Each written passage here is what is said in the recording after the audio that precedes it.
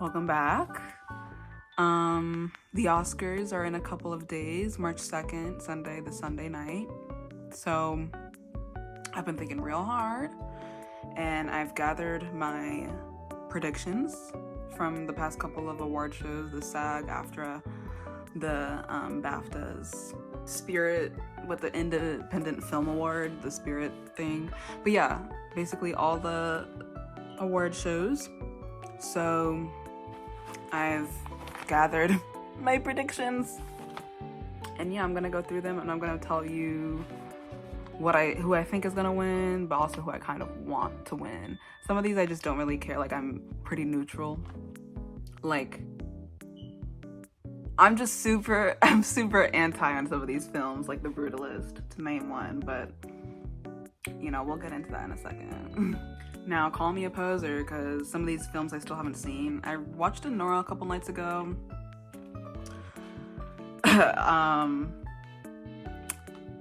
Well, and I'm surprised I'm surprised Anora got more noms than challengers, because if we're really gonna talk about who deserves the Academy Award, it's gonna be challengers every time over Anora. I really cannot believe, I don't know what kind of power Sean Baker has wielded over everyone, but girl, and Nora was.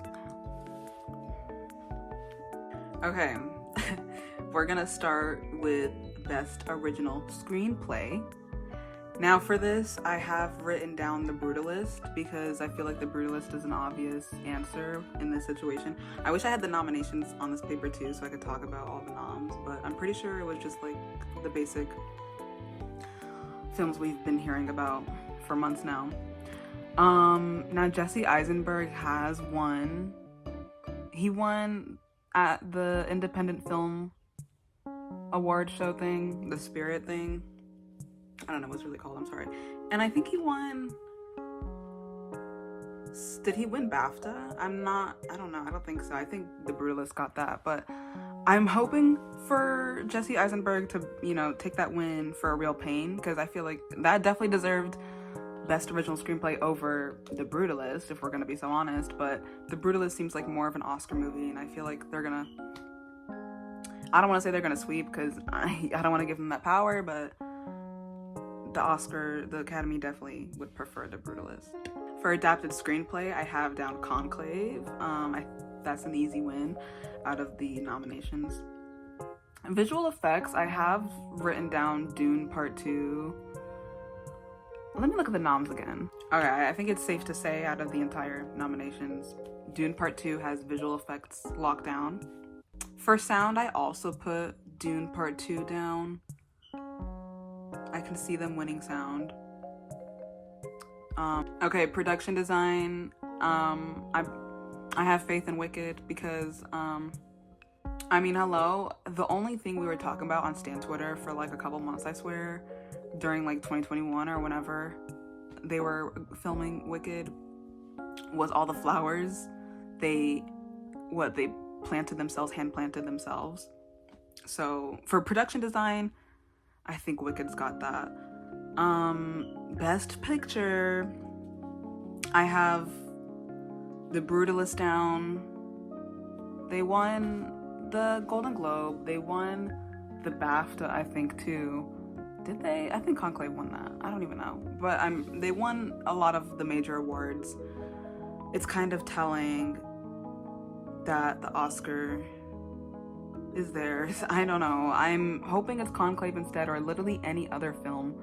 I'm just anti-Brutalist. I'm anti-Adrian Brody. And I'm anti-Sean Baker. And that's why, that's why Sean Baker's, they're going home with no Academy Awards. They're going home with nothing. Now for Best Director, personally my favorite category. I did say, Brady Corbet, director of The Brutalist, is gonna win this. I'm pretty sure he won the Best Picture or Best Director for Golden Globes. This one feels like it's his, which I do not love, but I would love Coralie Fargois to maybe win. I know it's not very likely, but I support all female directors, especially ones who deserve it, and she does. I can see the Academy voters probably voting for Brady Corbet, The Brutalist, rather than Corley Ferguet. Who else is? I think Sean Baker's also nominated. Girl, I'm hoping he's not gonna win. I doubt it. Anora wasn't even his best project. Like, he's had better. Tangerine was way better, let's be so honest. The Florida Project, I know everyone loves. Anora was not his best, and we could admit that. People want to fight me on the internet. Girl, we know Anora was not good. Anora tanked, okay? For the music category or best song, obviously, Amelia Perez, that El Mal song, which honestly, I low-key enjoyed. I don't know, that scene kind of ate. Zoe Saldana, I don't know, she's obviously a wonderful actress, but the movie as a whole, it was kind of comical, okay? It was a bit, it's a jokey joke. The movie kind of seemed unserious, but moving on to score, girl, oh my god, this gets me back to the challengers having no nominations, which I don't even want to talk about really, because that just, the sound of that, me bringing it up, is annoying me. So obviously they're gonna choose The Brutalist, but really, obviously, challengers were snubbed. Makeup and hair, the Substance Girls, you are getting it. You're getting the makeup and hair. International, Amelia Perez. The Carla actress, the female lead in the film. I'm so glad that they're not giving her any like platform at all. They're just like, since the Golden Globes, they just haven't shown her face at all, which I think is hilarious and well deserved. Editing, The Brutalist. I don't know who else. I mean, challengers, their editing was great. Okay, people were confused, but babe, it was pretty clear. If you watched the movie, if you paid attention to the movie, the editing, the time, like changes weren't confusing at all. It made sense, girl. Y'all like to drag stuff. Costume design, Wicked, of course, duh. I think they have these nominations down. Cinematography, I believe, is probably gonna go to The Brutalist, like whatever, but honestly, and I know none of the voters watched it, and neither do they watch The Brutalist, if we're gonna be so honest. None of them finished The Brutalist. Remember that?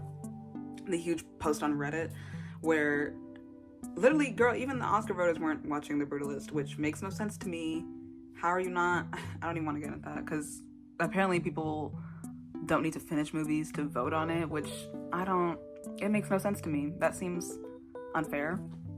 But Nosferatu deserves cinematography. That movie was incredible. It was iconic, but it came out like, I think on the last day of voting or something. It released on Christmas. I don't know when voting ended. Nosferatu definitely deserves it. Beautiful movie, gorgeous film. But I mean, at least they got the nom, which is of course deserved. Best animation film, I'm really hoping goes to Flow. It's gonna go to Flow because they won the Golden Globe as well. I thought it was gonna go to Wild Robot, but with all the wins they've gotten, they definitely have that one down. I love Cats so much, so of course I'm like hoping it wins. And the subject matter on the film is just as important. It's like really important, the whole climate change topic, which I'm always trying to bring up too around people, but there's so many non-believers. Girl, how do you not believe it? Now moving on to supporting actress. I feel like Zoe Saldana's won probably like most of the awards she's been nominated for. I feel like that she literally already has the Oscar. This is hers. I don't know anyone else. Like, who is the leading actress? I feel like it's gonna be Demi Moore. I really do think it's gonna be Demi Moore. She's won the Golden Globe, the SAG, the BAFTA too, I think. I think she won that one. I think she's well deserved of it. It's been a long time coming. I don't see how any of the other girls are even close in competition. Or Mikey Madison, people have been saying, does she even have a nomination? Yeah, she has one. But, she doesn't deserve it. Girl, Anora, I still can't believe they got as many nominations as they did. Her acting was good. I love in awe of Mikey Madison. I think she's a great actress, but that performance was not Academy worthy. But Demi in The Substance was. Supporting actor Kieran Culkin has literally won every award ever, so people love him. The Academy loves him. And A Real Pain was really good, and yeah, he deserves his Oscar 100%.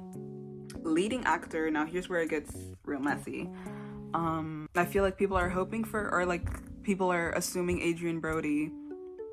I'm on the anti-Adrien Brody train. I'm very against him, and I don't think he deserves this at all. He already won an Oscar like many, many years ago for The Pianist. And I'm not saying that you can't win more than one Oscar, but I'm saying, especially if you used AI in a role that you couldn't naturally, like, for an accent you couldn't naturally work for, you couldn't obtain. Using AI was the lazy way out. You can see it as a tool, you can see it as it being helpful, but really it was like just a cheap escape, like out of like, I don't know, because babe. So I think Timothée Chalamet has got this Oscar, or Ray Fiennes, but I feel like, you know, Timothy won the SAG.